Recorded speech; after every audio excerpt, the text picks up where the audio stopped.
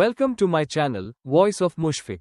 Today, we're going to take a fascinating journey through time to understand one of the most powerful forces shaping our world, globalization. But instead of simply defining it, we're going deeper.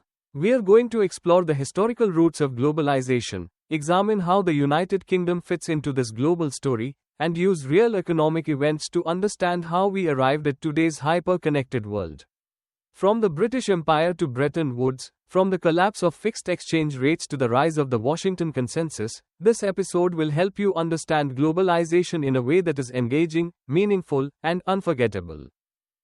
The idea of globalization. A simple start. Globalization is a word we hear everywhere, in the news, in business discussions, in our classrooms. But what does it really mean? At its core, globalization is the growing interconnectedness of countries through trade, investment, finance, technology, ideas, and labor. It's about the world becoming smaller, not physically, but economically and socially. It's the reason you can drink Colombian coffee in London, buy Japanese technology on Amazon, watch a Korean film on Netflix, and work remotely with a team in India. But globalization didn't appear suddenly. It has taken centuries of evolution, innovation, conflict, and cooperation. And the UK, a small island nation, ended up playing one of the most significant roles in this global story. Early globalization, the British Empire and trade. If we want to understand globalization in the UK context, we must begin with the British Empire. For over 300 years, Britain built a vast global network of colonies that stretched across Asia, Africa, the Caribbean, and North America. This network allowed Britain to import cheap raw materials and export manufactured goods, creating one of the earliest versions of a global supply chain. This era also established London as the center of global finance. British shipping, insurance, banking, and trading companies controlled vast volumes of international commerce. The empire made the world more connected, but under a system of unequal power and colonial control. Even though this period has many dark and controversial chapters, it undeniably laid the groundwork for modern globalization by establishing global trade links, financial networks, and technological exchange. Globalization interrupted world wars and economic crises. By the early 20th century, globalization was growing rapidly. But then, everything changed. World War I and the Great Depression brought global trade to a standstill. Countries raised tariffs, blocked imports, and protected their domestic industries. The global economic system collapsed. World War II only deepened this crisis. By 1945, the world's political leaders understood that isolation and economic conflict could not continue. They needed a new global economic order, one based on cooperation. This led to a landmark moment, the Bretton Woods Conference. Bretton Woods, the rebirth of globalization. In 1944, world leaders gathered in Bretton Woods, USA, to design a new international economic system. The UK was one of the key voices at the table. The outcome was revolutionary. Three major pillars were created. The International Monetary Fund, or IMF, was established to support global financial stability and prevent currency crises. The World Bank was created to assist with reconstruction and development. And the General Agreement on Tariffs and Trade, GATT, was formed to reduce barriers to trade. Britain supported this new system because it benefited from open trading relationships and wanted stability after the war. The Bretton Woods system was built on fixed exchange rates, with all currencies tied to the US dollar. For a while, it worked beautifully. Trade recovered, economies grew, and globalization slowly resumed. But the system wouldn't last forever. The breakdown of the fixed exchange rate system. By the late 1960s and early 1970s, enormous economic pressures began to threaten the Bretton Woods system. The United States was facing inflation and trade deficits. Gold reserves were shrinking. Countries began to question whether the US dollar could still support fixed exchange rates. In 1971, President Nixon took a dramatic decision. He ended the dollar's convertibility to gold. In other words, the fixed exchange rate system collapsed. The world moved into a new era, floating exchange rates, volatile currency markets, and unpredictable global finance. For the UK, this was a painful period. The British pound depreciated sharply multiple times, financial instability increased, and inflation rose dramatically. The 1970s were a decade of economic struggle, marked by oil crises, strikes, and declining competitiveness. Yet these hardships opened the door to the next major phase of globalization. The Washington Consensus, globalization goes neoliberal. By the mid-1980s, a new global economic philosophy emerged, known as the Washington Consensus. This approach encouraged countries to privatize industries, reduce government control, deregulate markets, cut taxes, promote free trade, and open their economies to foreign investment. The UK played a leading role in promoting this new model under Prime Minister Margaret Thatcher. Her government privatized major industries, reduced trade union power, lowered taxes, and opened the economy to global competition. Britain championed free markets and became a symbol of economic liberalization. This shift aligned the UK strongly with globalization. International businesses poured investment into London. British firms expanded globally. Financial markets became more international. London grew into a powerful global financial center. But this wasn't the end of the story. While the globalization model strengthened the UK economy in many ways, it also left some regions behind. The critics of globalization, David Egerton's PERSPECTIVE. To understand the UK's complex relationship with globalization, we must look at the work of historian David Egerton. His research challenges the traditional narrative that the UK has always been fully globalized. Instead, he argues that Britain's openness has evolved over time, often in unexpected ways. Egerton highlights that post-war Britain was far more nationalized and inward-looking than people assume. Many industries, from railways to steel to energy, were owned by the state. Trade was heavily controlled. Tariffs were common. The UK economy was not the free market global powerhouse we imagine today.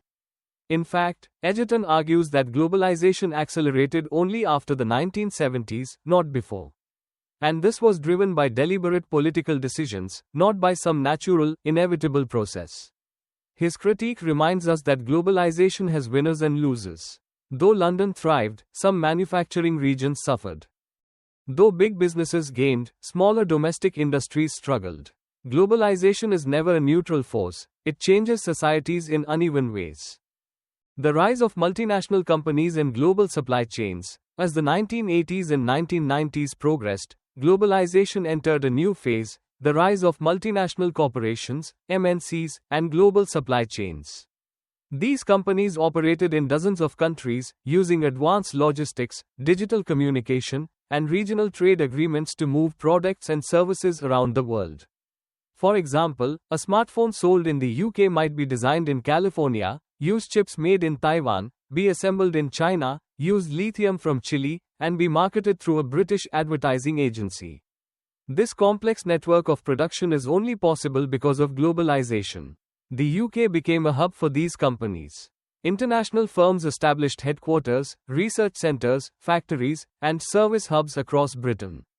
Foreign investment played a major role in revitalizing sectors like automotive manufacturing, with companies such as Nissan, Toyota, and Honda establishing UK operations. Globalization also transformed the labor market. Highly skilled jobs in finance, engineering, and technology grew, while some low-skilled manufacturing jobs decreased. This created a new form of inequality, not just economic, but geographical. The digital revolution, globalization goes online. The late 1990s and early 2000s brought the internet, which pushed globalization into a new dimension. Now goods didn't just move across borders, information, data, and services did too, instantly. British companies could sell worldwide through e-commerce. Foreign companies could operate in the UK with no physical presence. Digital platforms like Amazon, eBay, YouTube, and TikTok globalized culture and consumption. At the same time, Britain became a hotspot for fintech innovation. London combined global finance with technology to become one of the world's most advanced digital financial hubs. This digital era changed everything: communication, entertainment, education, work, banking, all became global. The UK benefited massively because it had skills, infrastructure, and institutions ready to take advantage of this new wave. But digital globalization also brought new challenges: cybersecurity threats, data privacy issues, and increased competition for local businesses. Globalization under pressure. 2008 crisis, Brexit and pandemic. Globalization has not been a smooth, unstoppable force. It has faced major shocks and criticisms in recent decades.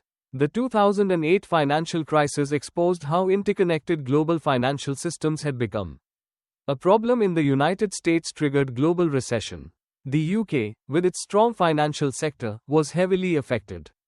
In 2016, Brexit represented one of the UK's strongest political reactions against globalization. Many voters felt left behind economically, culturally, or socially.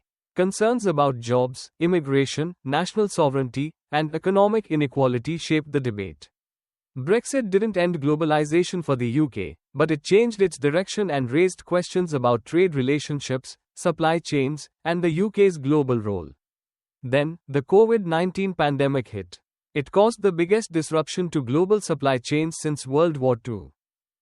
Suddenly, governments began reconsidering how much they relied on foreign production. Globalization was no longer seen as risk-free.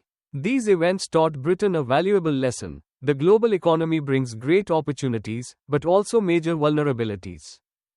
The future of globalization. Where does the UK stand now?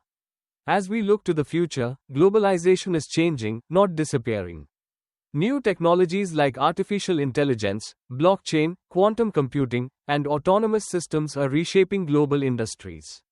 Sustainability and climate policy are becoming central to international trade. Geopolitical tensions are shifting global alliances. Where does the UK fit into this new world? Britain remains an incredibly open economy. It continues to be a global center for finance, education, pharmaceuticals, engineering, and digital industries. The UK attracts international students, foreign investment, global companies, and skilled workers. But the country also faces serious questions. How will it compete outside the EU? How will it rebuild its industrial base? How will it ensure regional fairness so that the benefits of globalization reach beyond London and the Southeast? And how will it balance openness with security in a world of geopolitical uncertainty? These questions will shape the next chapter of Britain's globalization journey. Globalization is not a single event. It is a long, complicated, and fascinating historical process shaped by trade, technology, wars, governments, ideas, and human ambition. The United Kingdom has played a central role in this story, sometimes leading it, sometimes adapting to it, and sometimes questioning it. From the British Empire to Bretton Woods, from the Washington Consensus to Brexit, Britain's global journey is filled with lessons about power, opportunity, innovation, and inequality. Understanding this history helps us understand today's global challenges and prepares us to navigate the future of an increasingly interconnected world. Thank you for watching this episode of Voice of Mushfiq. If you enjoyed this deep dive into globalization, make sure to like, subscribe, and share. And let me know in the comments what topic you want me to explore next.